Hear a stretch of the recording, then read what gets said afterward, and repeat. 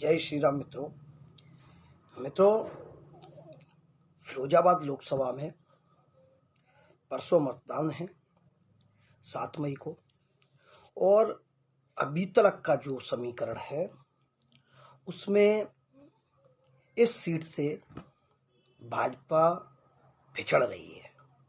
सबसे अहम चीज है कि जो भी जिले की नीतियां थीं वह मुख्य स्तर पर इस हार का समीकरण बनी है।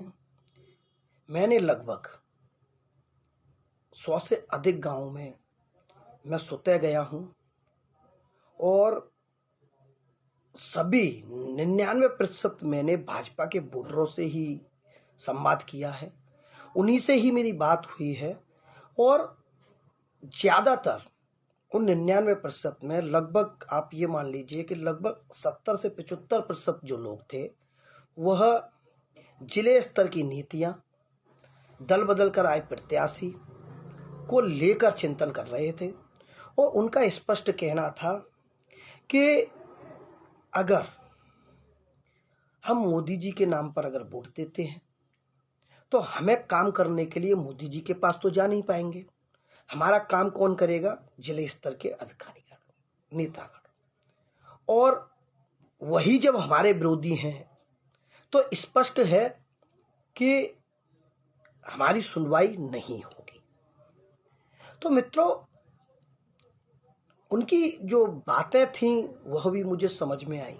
सबसे अहम चीज है कि जब किसी को टिकट दिया जाता है तो एक जिला कमेटी एक रिपोर्ट प्रस्तुत करती है प्रदेश कमेटी को, केंद्रीय कमेटी को, लेकिन मुझे नहीं लगता कि इस टिकट को देने पे ऐसा कुछ हुआ होगा। दूसरी चीज, खुद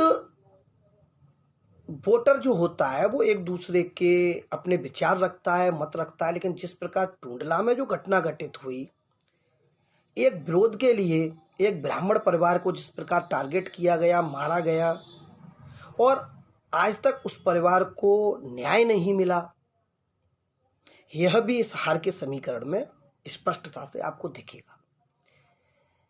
इस चुनाव में लोगों का यह भी कहना है कि पहली बार उन्होंने देखा कि बड़े नेता वह इस सीट को जीतने के लिए जिस प्रकार का प्रयास किया गया वह भी बहुत ही प्रशंसनीय है। लेकिन सबसे अहम बात है, जो भी भारतीय जनता पार्टी के नेतागण हैं वह सबसे ज्यादा अपनी जो ताकत है वो फिरोजाबाद नगर में दिखा रहे हैं। सबसे ज्यादा उनका जिस तरीके का समीकरण है वो फिरोजाबाद नगर पर फोकस है, लेकिन वो इस चीज को भूल गए हैं कि फिरोजाबाद में नगर को छोड़कर भी 4 विधानसभाएं हैं, और अगर आपका इसी प्रकार का अगर वर्चस्व इन 4 विधानसभाओं में भी होता तो शायद समीकरण बदल सकते थे। लेकिन मुझे नहीं लगता कि उनका ऐसा कोई समीकरण बदलने का कोई रूप भी हो सकता है कि उन्होंने पहले से ही हार स्वीकार कर ली हो और जनाधार जो है उन्हें पता है कि फिरोजाबाद के लोग किस तरीके से वोट करेंगे और किस तरीके से जनाधार को देंगे।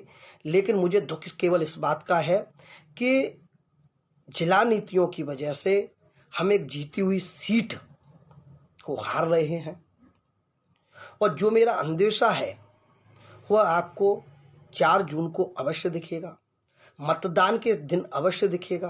क्योंकि जिस प्रकार फिरोजाबाद की नीतियां थीं उससे आपने देखा कि फिरोजाबाद के जो नेतागण भाजपा के थे वह भी दल बदल रहे हैं, विरोध कर रहे हैं। साथ में नेताओं का विरोध एक तरफ होता है, लेकिन जनता का विरोध जो होता है वो बहुत ही अहम होता है।